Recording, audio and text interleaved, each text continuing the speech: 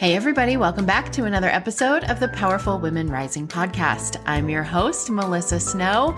Super excited to talk to you today. I'm also super excited that it's summer. I don't know if it's summer where you are, but in Colorado, it takes a long time for summer to get here. I don't know why.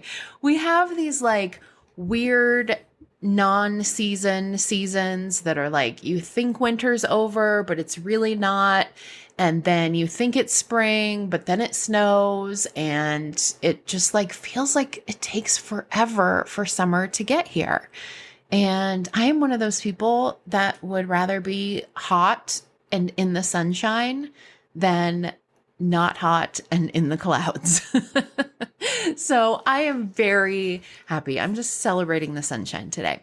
And I am thrilled to bring you this episode of the podcast. And I have practiced saying this guest's name over and over and over again, and I'm still going to screw it up.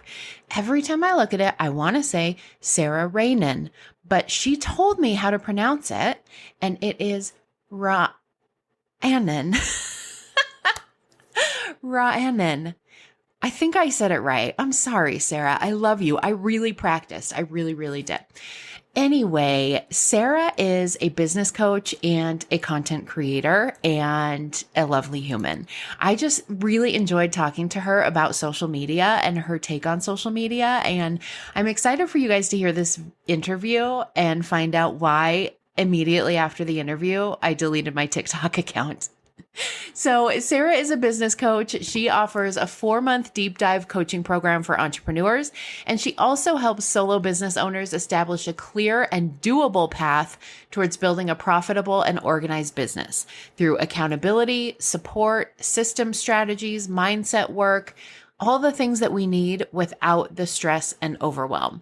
She's got a super cool free Facebook group called Get Exposure and offers a lot of helpful tips and strategies for how you can increase your visibility on social media and beyond.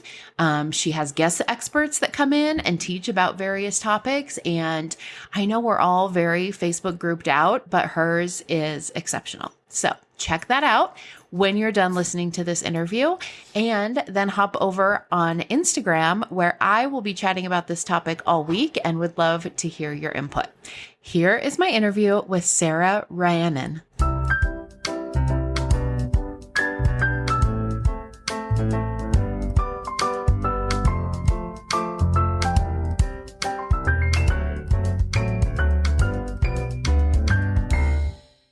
Hello, Sarah. Welcome to the podcast. Hey, thank you. Yeah, Nice to so be here. excited to chat with you today. So tell everybody a little bit about you and about what you do. Okay, sure. So, I am a certified business coach, and I'm also a content marketing specialist. So I have these two hats that I wear that go together very beautifully, because it's all about helping coaches and consultants and also charities to achieve steady growth, increase their exposure, and get clarity on their messaging. So what I do works whether I'm coaching people or whether I'm creating the content themselves. I find that very often when people establish a business or an organization, they're in such a big hurry to get started. They hit the ground running and they find themselves kind of 2 years down the line into a process with no systems and no strategies. So that's where I come in. I love that. So when you talk about content marketing, I think a lot of times when people hear that, they think social media, but it's more than that, right? Oh gosh, yes, very much. So, that's why when I was looking to say what it is that I do, I started off saying content creator, and that very much conjures up just like social media. And then I kind of moved over to calling myself content marketing strategist or specialist, still playing around with the title a little bit, because what I'm trying to get people to understand, when I'm looking for new clients, is that like you said, it's not just about social media. Obviously that's a really big part of it, but awareness and growth comes through so many other channels, which I think we'll talk about when we start getting into the nitty-gritty of things, but networking, for example, just connecting with humans, not being obsessed by like how many posts I want to put out a post every single day, how much like the obsession with creating tends to blind people and take their eye off the ball when it comes to what are your goals, what's your vision for the company, all those kind of things. So yeah, I get very passionate about it's not just social media. Yeah. And honestly, I am kind of picky about who I have on the podcast to talk about social media or even just content marketing, because like you said, when you brought up networking, one of the things I talk about a lot is like networking is not just going to networking events and meeting people at networking events. Like networking at its core really is about connecting with people. And you can do that on social media. You can do that on your email list. You can do that on a podcast, speaking on stage. Like there's a lot of different ways to do it. And I'm always interested in finding the people that are like, this is the way that you can do it and actually create a real, genuine connection, as opposed to the people who are posting the like very obvious engagement posts or like, you have to get rid of one. Which one is it? Pajamas, coffee, tacos, or TV? Like that. I mean, I guess you could post that and still create a connection, but now I'm trying to think which one I'm getting rid of. I know that was a hard one. So I like the idea of finding ways to actually create real, genuine connections through content, which typically feels like a one-sided conversation. So I'm excited to get into that with you today for sure. So we're talking today specifically about social media, but I assume a lot of the things that we're going to talk about apply to a lot of different content, whether it's blogs or emails or all kinds of things. So let's just start off with, in your experience, you've been doing this for a while. Are there some common mistakes that you see entrepreneurs making when it comes to social media in particular? There are, and I made a list and I tried to kind of like narrow it down, and it's really difficult. It's like, there's so much that I want to like talk about. So like, obviously I'm going to focus on a few, but just with the caveat that there's so much more to it, that there's so much to kind of that I feel I want to kind of expose, I guess is the right word. So many misconceptions that are out there, or things that people believe about social media that were true in 2017, things like that.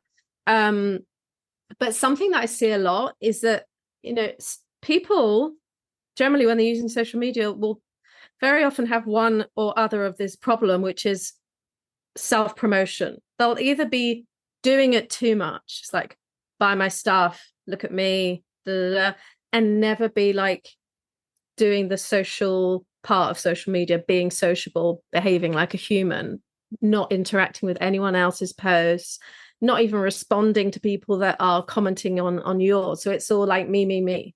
And then I see the other end of the scale, which is people that are terrified of selling. You have that phrase salesy weirdo, which always makes me laugh, because so many people are terrified of being salesy. I don't want to be too salesy.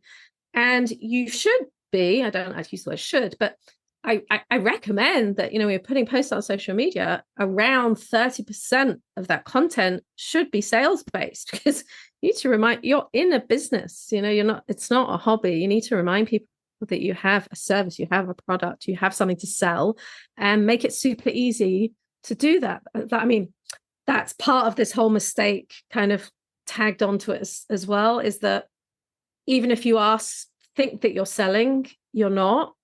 Like, you've got some call to action that's like link in bio or something, and then the link isn't there, or it's broken, or you say, go check out my website. Like, who's it? Like, or feel free to reach out to me. Like, all these kind of things. You're not kind of seeing the sales process through to the end. So that, in a nutshell, standing on one leg is the first thing that I see a lot of. And then very often when I sit down with clients and we talk about content creation, and I talk about this idea of repurposing, it's like I'm speaking a different language. So, we talk about like, why would you want to reinvent the wheel all the time? Like, you have written this amazing 2,200 character piece that you've refined and everything. Okay, so great. So now, first of all, repurposing isn't just like putting it out and it's going to go on LinkedIn and it's going to go on Facebook. It's also like, okay, how can you right, we're recording a podcast now. So you're going to take this podcast and you can make little sound bites from it and you can make quotes from it of something really deep and meaningful that I said. And like there's endless ways to repurpose. And I see people putting so much, not just effort, but like emphasis on this one post, hit send and like sit back and wait. I'm like, I got crickets from that. It's not working. Yeah. And that makes me so sad because like you've put all this effort into it. Now go put it somewhere safe. Like I'm very, very obsessed with using Trello, store everything that I write there and make notes on what I've done with it. This was a reel that I created. Now I'm going to make it into a carousel. Or this was a carousel. Now maybe I'll put it on my blog, blah, blah, blah. And that's what I work with my clients to get them into that habit of, once you've poured your heart and soul into this piece, get the most you can out of it. And if you posted it last July, it's time to revisit. Yeah, that's one of the things that I learned over time doing multiple different podcasts is how to use this like in the most maximum way. Because my first business as a dating coach, I had a podcast. It was called Love Starts Here. And I did like 90 episodes. They were great. And over time, I did it for several years. And so I did get a good listener base and it worked well. But I could have done so much more with it that I didn't even realize. And so now it's like, I do the audio, but I'm like, if we're going to have this conversation anyway, why not record the video? Right. It's not any extra work for me to push record. Then I can put it on YouTube. Then I can break it up into reels. I can take the transcript. I can turn the transcript into a blog if I want to. I can take quotes out of the transcript and put those into graphics. So I love that idea of working smarter and not harder, because otherwise you feel like, I feel like, especially in content creation, it sometimes feels like every time you sit down to do it, it's like you have to have some new great idea. Like, what's something I've never said before? What's something no one else has ever thought of? I know. And it's like, I have clients that will say, but I've said that. Like, where did you say it? I said that on my story last week. And how many people saw it? Like 50. And did they remember? Did they actually see it, or was it just scrolling while they were like brushing their teeth or something? You've got no idea. And that's the whole idea of marketing anyway, is to repeat the message. I go off on a very big tangent about that, but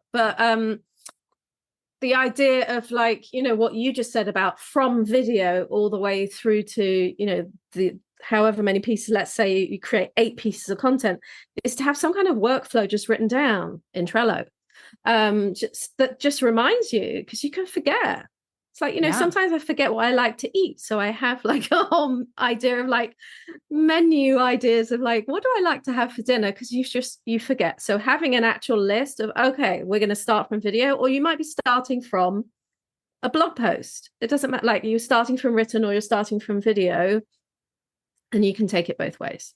Yeah, absolutely. And then if I had to only pick 3 mistakes, my third one is about trying to be Nutella. I can't remember where. I think I saw it on a t-shirt. It's like, you can't please everyone. You're not Nutella. Because most people do love it.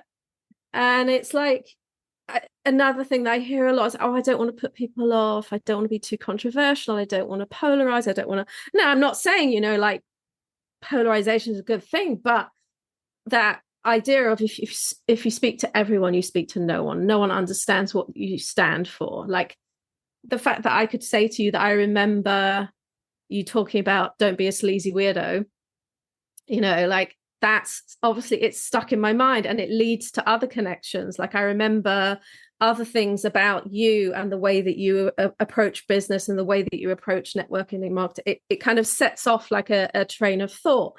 And that's the really important thing. It's like you do need to be repeating some kind of message of what your values are, what you stand for, and how you work. Like, I'm very anti-hustle culture. I'm very anti this obsession with productivity, like you're saying before, like working smarter rather than harder. I'm very happy if I can close my laptop at 4 o'clock and be done. Great. But if it happens, or if I happen to have a day where it's just not happening, I know to like just call it a day and go do something else. Like I used to think that I had to produce sit at my desk from 9 to 5 and just produce.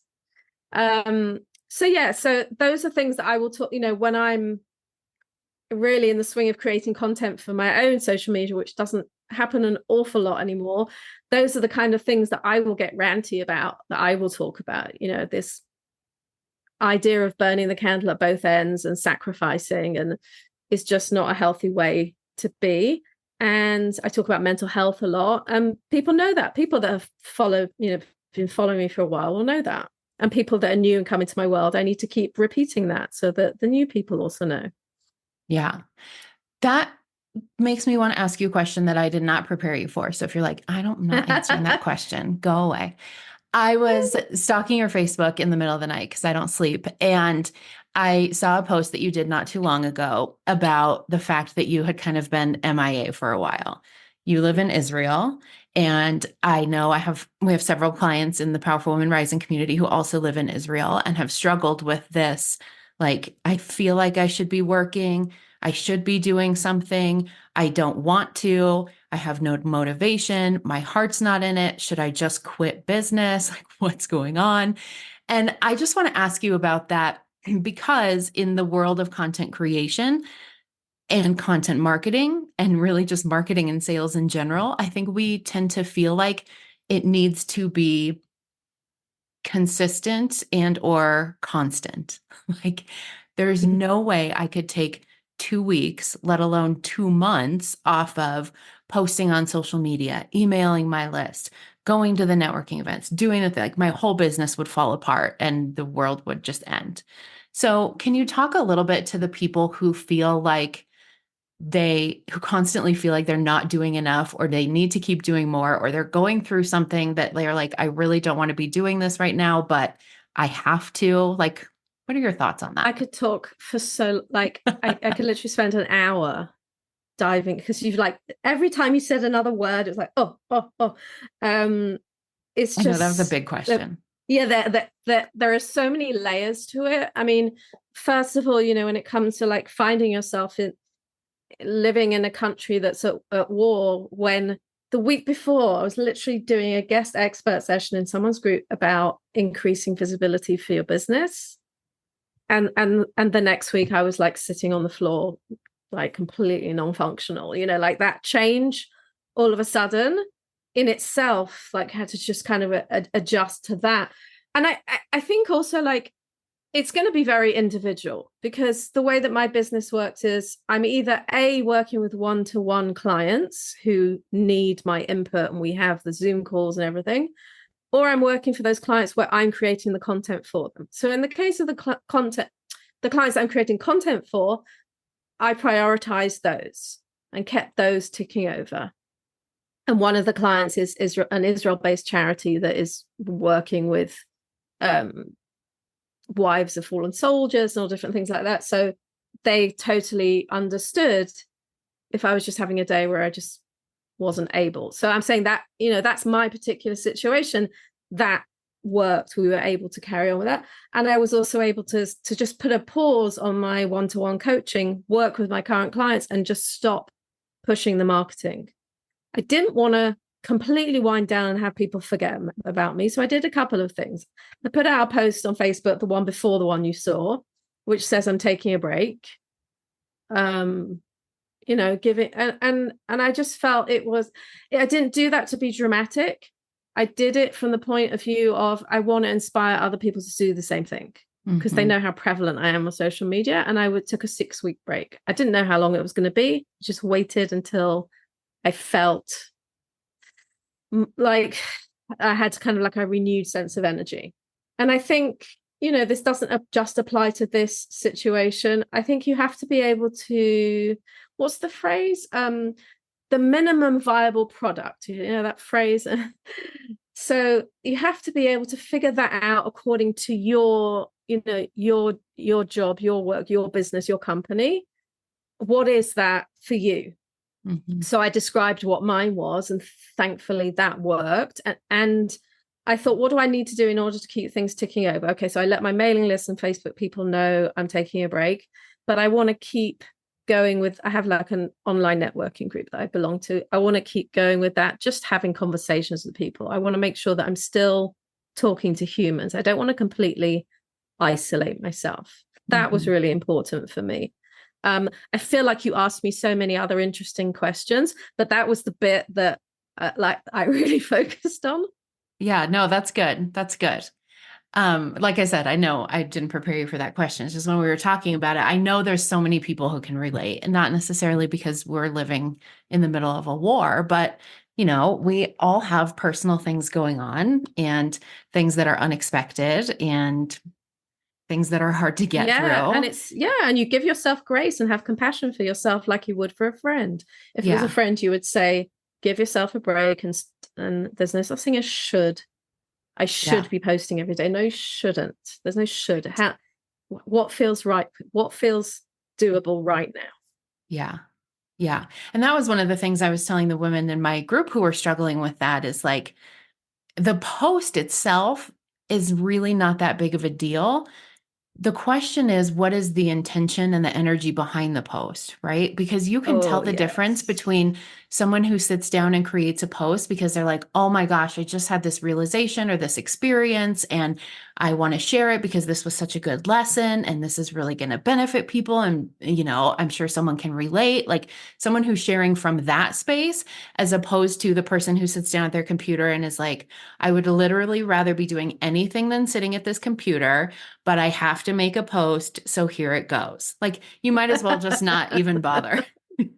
You think we can't tell, but we can tell. No, we really can. And also, like, if you're posting from a place of desperation, I remember someone that I was following and I felt really sorry for her because she kept talking about these 3 slots that had opened up for her. She was like doing a copywriting service or something. And she kept posting more or less the same photo of herself and more or less the same text, trying to kind of change it up a little bit. And it just sounded like I need to get these people through I need to get these clients on the books or my business is going to close down. That Right. was what I read between the lines. Mm-hmm. So that's sort of like, if you're feeling like that, put your pen down or Yeah. whatever. Yeah. Step away from the keyboard. I think we have a tendency, especially as entrepreneurs, to, like you said, feel like if I'm quote unquote done at 4 o'clock, I can't just stop. Like there's always something more I could be doing. And that something more that I do might be the thing that gets me my next client. Or we think like we have like weird sales and marketing FOMO. Like if I don't post anything today, today was probably the day that so and so was going to see my post and finally be like, yes, this is the time to work with her. And I mean, sometimes that line of thinking is helpful. Like sometimes I tell my clients who are like me, who like sign up for networking things. And then when the time comes, they're like, I don't want to leave the house. I'm like, what? I'm like, what if you knew your next client was at that networking event? Then would you go? And they're like, well, yeah. So that can be helpful in that sense. But Yeah. overall, we tend to have this feeling of like, if I'm not everywhere, I'm going to miss out on like the big thing that's going to make all Well, the that was going to difference. be when I was listing mistakes that people make. That was one of them. It's like trying to be everywhere. Yeah. Trying to be everywhere versus putting all your eggs in one basket. It needs to be somewhere in the middle. There's this whole talk of like the 80-20 rule, like pick a platform and try and just like be mostly there, but at the same time, not just there. Like Mm-hmm. if you try and be on Instagram and Facebook, and let's just name all of the platforms. And I opened up a TikTok account at one point, and I just, what am I doing? Practice what you preach. You cannot, unless you have a team of like, she's going to be my TikTok girl, and that one's going to do my X. Then great, you know. Like if you're Mm-hmm. going to outsource it to someone you trust, that's something entirely different. But if you are a one-man band, there's no way. You just the well will run dry very, very quickly. Yeah, absolutely. Okay, so back to social media. We get really obsessed with hashtags and tags and sharing and likes and Mm. comments. Part of that, I think, is because we are so conditioned that like you have to trick the algorithm and you have to do all the things Yeah. that the algorithm likes, and that's how you're going to go viral. And we think that going viral also equals making money, which actually doesn't, but that's probably a whole other episode. It's another hour. So, how much should we be caring about that stuff? Or are there like one or Yeah. two of those things that we should actually focus on, or does any of it matter? Brilliant question. And like when I first saw it, I was like, oh, there's so much to say. I seem to say that about everything though. But again, I think early adopters to Instagram back in the day, when if you used it in Instagram in 2017, 2018, before it was like severely monetized, hashtags was a whole different ball game. It used to be such a good way to get discovered online. And I used to subscribe to this like mailing list every week. She would like, recommend hashtags and everything. And now they basically benefit people that can pay to promote the posts.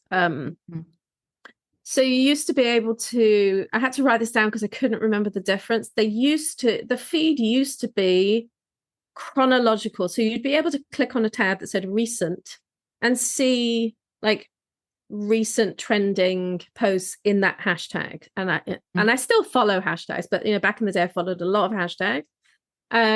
You don't click on recent anymore. You now see top posts.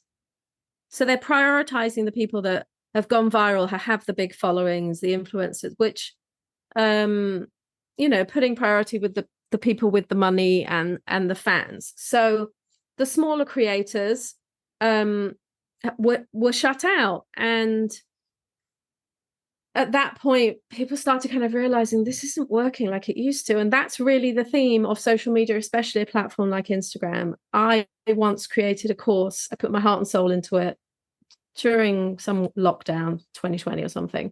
And it was called Pump Up the Gram. Best name, loved it.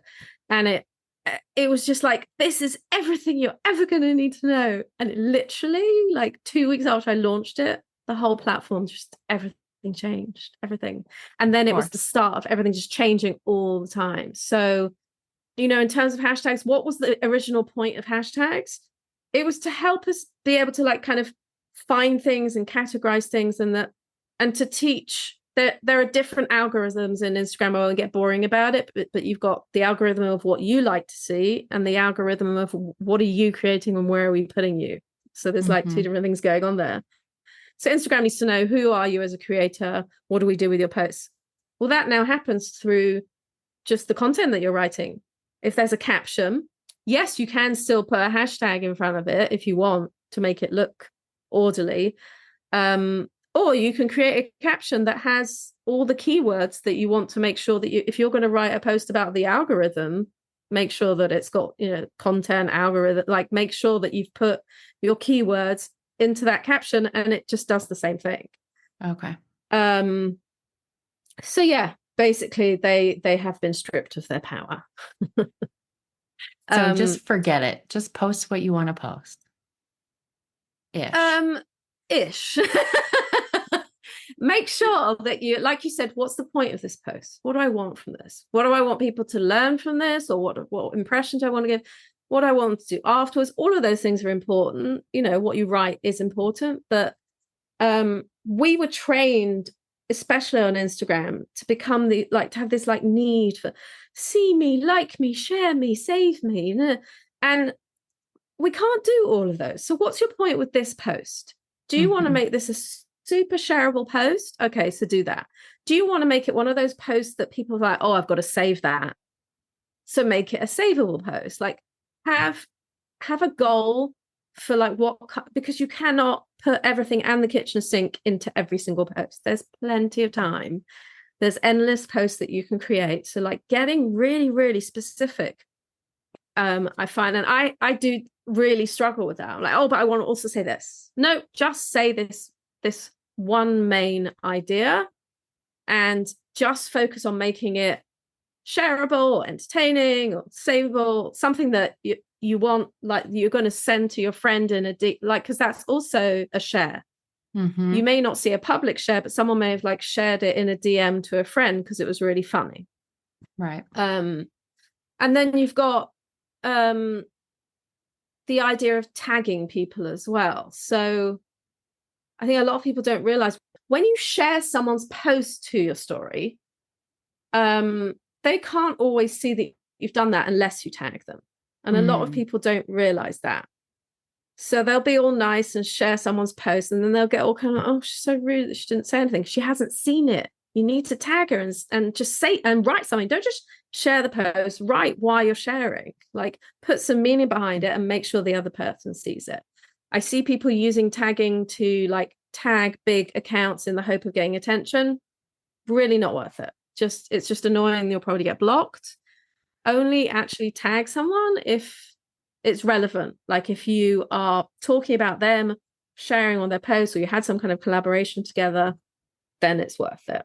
Mm-hmm. But generally, like the most healthy thing that you can do for your mental health and sanity is to really stop caring so much about all the likes, because so many people say like the likes don't pay the bills. Right. Yeah, you might have had a reel go. I had a friend who had a reel go viral. She ended up with all these followers that were completely irrelevant. They were not her ideal clients, and she had to like try and go through and remove them all. You also don't want that. Yeah. So yes, it's just things to think about. This is why we all need to hire you. Not all in one go, though. Link in the show notes. Take turns, maybe one a week. This week is just last names A through D. Exactly. But seriously, though, because I think like I've always thought I was pretty good at social media, and most of my lead generation comes from social media. But I also realized that, like you said in the beginning of this interview, like when we first start out, we're just like putting stuff out there and like sort of, we like to say we're putting stuff out there and seeing what works, but we're not actually really even seeing what works because we don't even know like what analytics should we be looking at? What do the analytics mean? What should we be tweaking based on the analytics? Like there's not really a strategy. There's just like vomit. Like here's all my ideas and my thoughts and a cool thing that I made in Canva, and and it works sometimes. But then I think like a couple years, maybe 1, 2, 3 years into the business, you're like, this is the place that I'm at right now. Like, do I have an actual strategy, or am I just like doing things? And yeah, it's working, but could it be working much better and more efficiently? Probably. So, and I think we need people like you because we need to find that balance between like, how much do I obsess over the analytics versus how much do I just say what I want to say? And I think you help people find the balance between like, yes, be you, be authentic, create genuine connections, say what you want to say, and also have some strategy behind it. Yes. I'm happy that you're recording this. You can use it for a commercial if you want. That's really good. I like how you talk about balance, because balance is really that it's such a big deal. Because like, I can't remember what we were talking about before. I'm like, you've got this one end of this scale here, and then this other extreme over here where you actually really need to be is somewhere in the middle, which people think like they're scared of the middle because it sounds mediocre. But no, it's the healthy place where we don't go cuckoo. Yeah. You can always locate the day that I spent like 12 hours on content creation, because for a month after that, my content is like very consistent and planned out and cute and strategic and wonderful. And at the end of that month, then there's nothing because I haven't spent another 12 hours on content creation since then. Please help me, save me. Okay. Before we wrap up, is there anything that this is such a big topic, social media, it's a lot. Yeah. But when we're talking particularly about trying to increase visibility, but doing it in a way that is authentic and genuine, is there anything big hanging out in your mind that we haven't talked about yet that you may want to make sure that you say to people? Yes, and it might not be what you're expecting, because like there are so many things I could say, but there were a lot of people pushing this idea of having content pillars. I'm not sure if that's something that you've been working. So I was, for a long time working with these content pillars, the ones that I was told it has like a, God, what's it called? A mnemonic of peace, PIECE. So promotional, inspiration, educational, a conversation or connecting with people, and something entertaining. And I was like rotating between these things, between these topics, and had my Trello boards with all the different titles. And every time I have an idea, I'll be like, oh, does this fall under education or inspiration? And trying to figure. And I got very frustrated with it pretty quickly, because we don't exist in a vacuum. We don't have our thoughts in a vacuum. It's like, it's not only inspirational, it's also educating people, especially if you're writing long form content. And it's also bringing people closer to you. So it's forming a connection. And maybe I put a joke in there, so maybe it's entertaining as well. So like, I really, really got fed up with doing that. And I thought maybe that would be a valuable way of, saying where I've made the switch, in case there are people that are also still like doing the same kind of thing. Because I do see it around a lot. Absolutely. So I always like to credit my sources when I remember them. I do not remember who talked about this, and I can't find it. But it was just a completely new way of looking at content creation, where you're thinking about, okay, why am I creating content? I'm creating content in order to bring more people into my world, make sales at some point, but also nurture my people and, retain that loyalty and that connection with people who hopefully have become your raving fans and want to stay in your world. And those could be people that have bought from you or haven't bought from you, may buy from you at some point, whatever. So you break it down into leads, sales, and nurture. And like I said before, like sales is taking up around like 30% of the content that you're creating. And when you break it down like that, and you're looking at, okay, like 50% of the time I need to be ish. I don't love numbers, but I have like a vague idea of, okay, 50%, that's quite a lot. So generating demand, bringing in needs, bringing more people into my world. How am I doing that? And it gets you thinking, again, I created my 3 columns, and then I was like, okay, if I want to be bringing people into my world, generating demand, what does that look like? If I want to be, selling, that's not just call to action, click on the link to buy. What does selling look like? Sales is so much more than that. And the same thing with nurturing, very often, we forget there are people that are following us that we need to connect with and just have conversations with them for the sake of having conversations.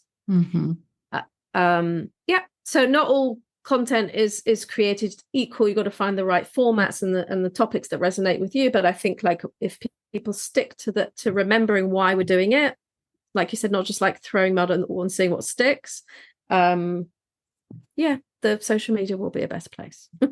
I love that. I'm glad that you said that, because I think those content pillars, they've got to work well for someone with a certain type of brain. My brain is not that brain.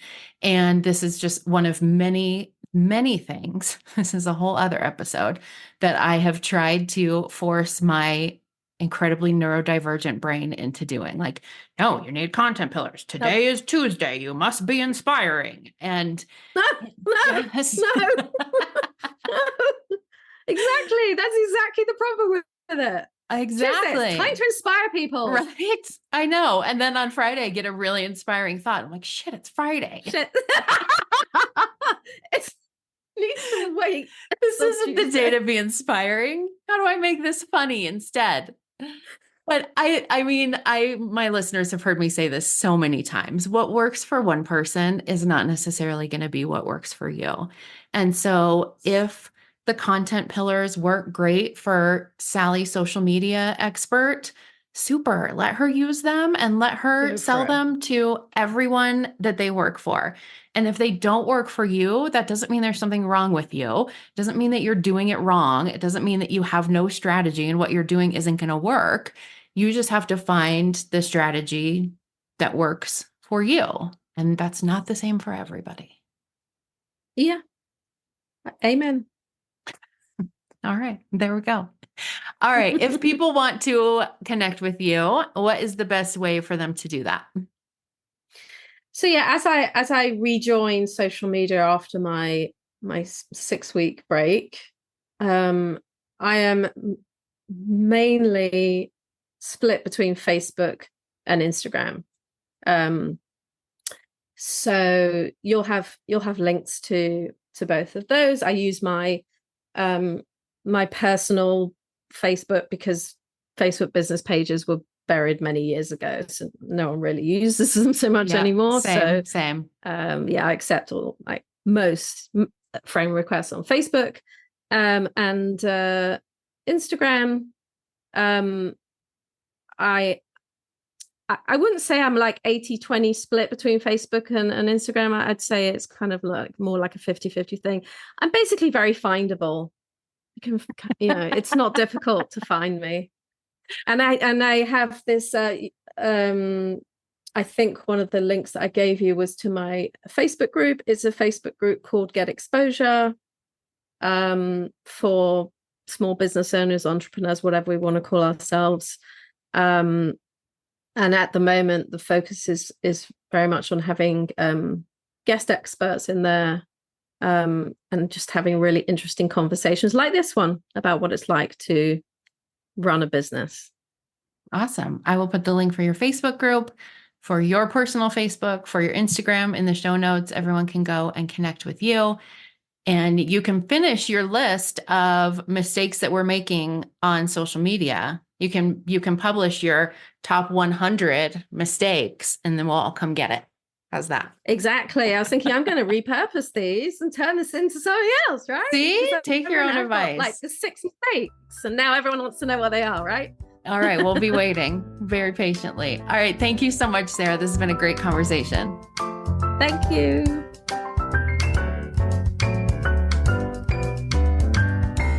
Thank you so much for listening to another episode of the Powerful Women Rising podcast. I hope that you are loving this content as much as I am loving making it. I struggle with podcasts because so often I'm like, I thought you were going to teach me something, and that was actually just a commercial. So I and my guests always aim to bring you actionable content that you can actually use to take your business to the next level. So if you love what you're hearing, please leave a review, follow, like, subscribe, share, do all the things, and then join me over on Instagram to continue the conversation. Have a great rest of your week, and I will see you next Monday.